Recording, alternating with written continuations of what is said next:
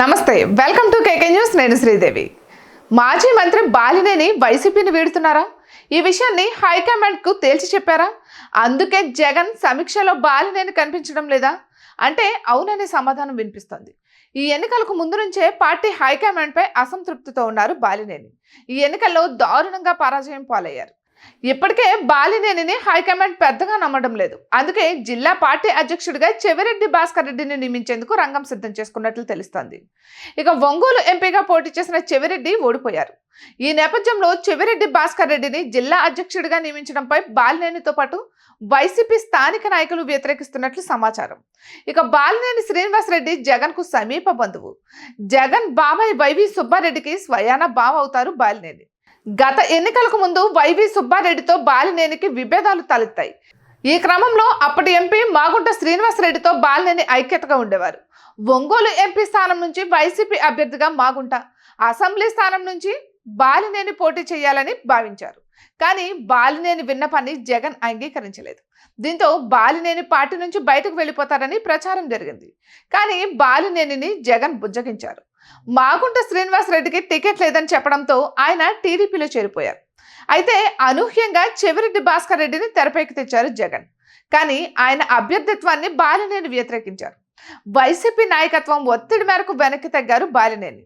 ఇప్పుడు ఎన్నికల్లో పార్టీ ఘోర పరాజయంతో బాలినేని పునరాలోచనలో పడ్డారు.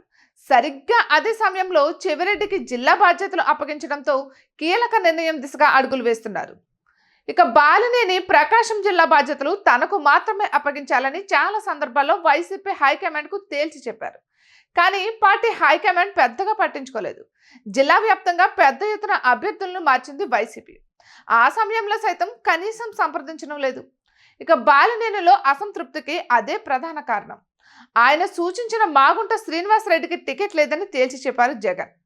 బాలినేని చెప్పినా వినలేదు. అటు చెవిరెడ్డి భాస్కర్ రెడ్డిని తప్పించి నాయకత్వం బాధ్యతలు అప్పగించారు. ఎంపీగా నిలబెట్టారు. ఇప్పుడు జిల్లా బాధ్యతలు అప్పగించాలని చూస్తున్నారు. సహజంగానే ఇది బాలినేనికి మింగుడు పడని విషయం. అయితే బాలినేని వేరే పార్టీలో చేరడానికి సిద్ధపడినట్లు సమాచారం. ఇక తాడేపల్లిలో జగన్ నిర్వహించిన సమీక్షలకు సైతం బాలినేని హాజరు కావడం లేదు. ఆయన కూటమి లేని ఏదో ఒక పార్టీలో చేరతారని తెలుస్తోంది. కానీ ఇంతవరకు చేరికలకు సంబంధించి గ్రీన్ సిగ్నల్ రాలేదు. అందుకే వైసీపీ కార్యకలాపాలకు దూరంగా ఉండాలని బాలినేని నిర్ణయించుకున్నట్లు సమాచారం. ఇక పార్టీల నుంచి గ్రీన్ సిగ్నల్ వచ్చాక పెద్ద ఎత్తున పార్టీ శ్రేణులతో కలిసి చేరిపోవడం ఖాయంగా తేలుతోంది. ఇక బాలినేని పట్టించుకోకపోవడంతో వైసీపీ శ్రేణులు సైతం నైరాశ్యంలోకి వెళ్ళిపోయాయి. చివరకు వైఎస్ఆర్ జయంతి వేడుకలకు కూడా మెజార్టీ నాయకులు హాజరు కాలేదు. ఒంగోలు నగరపాలక సంస్థ మేయర్ సుజాతతో పాటు మెజార్టీ కార్పొరేటర్లు కార్యక్రమానికి దూరంగా ఉన్నారు. గతంలో వీరంతా సమావేశమయ్యారు, బాలినేనిని సంప్రదించారు. కానీ ఆయన రాజకీయాలంటేనే విరక్తి అన్న రీతిలో మాట్లాడారు. అందుకే వారంతా ఎమ్మెల్యే జనార్దన్ టచ్ లోకి వెళ్ళినట్లు తెలుస్తుంది.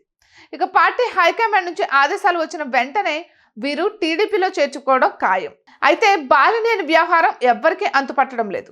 వీలైనంత వరకు పార్టీ కార్యకలాపాలకు దూరంగా ఉండి ఏదో ఒక పార్టీలో చేరడం ఖాయమని మాత్రం తెలుస్తుంది. ఇటువంటి మరెన్నో వీడియోస్ కోసం కేకే న్యూస్ తెలుగు ఛానల్ని సబ్స్క్రైబ్ చేసుకోండి.